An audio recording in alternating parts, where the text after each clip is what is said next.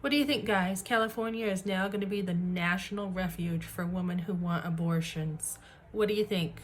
I think California has had thousands of people leave recently, and they don't have people who want to live there, so they're using the abortion debate to get people to live back in California.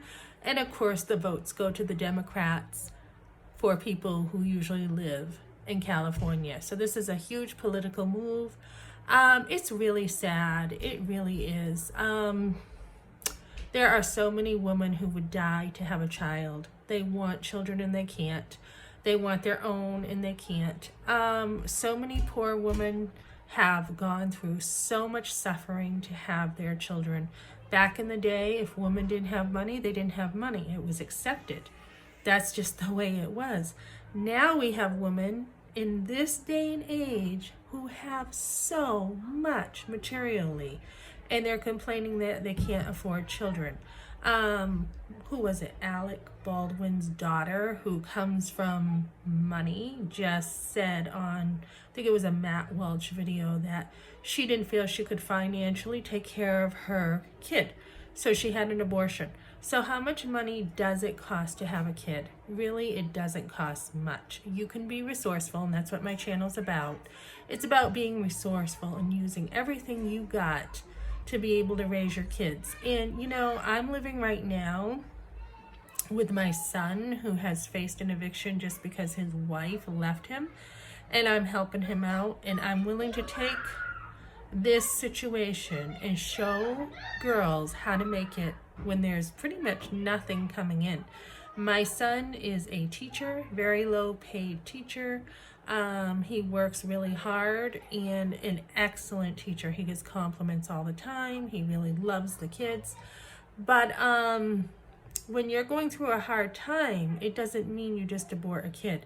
You reach out and you ask for help. You say, hey, I need help with this. I need help with this. Come on.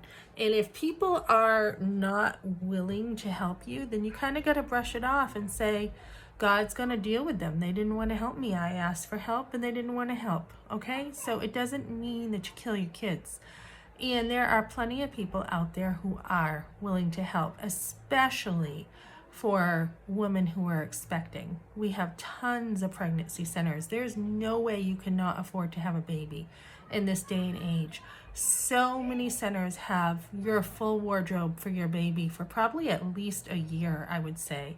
But, you know, diapers. I was with a group of people the other night who, this family was homeless and they just had a baby and they were homeless, and they actually, the church brought them diapers. And there's no way that there's no excuse to not have a baby. And I'm not talking about a miscarriage. I'm not talking about an ectopic pregnancy.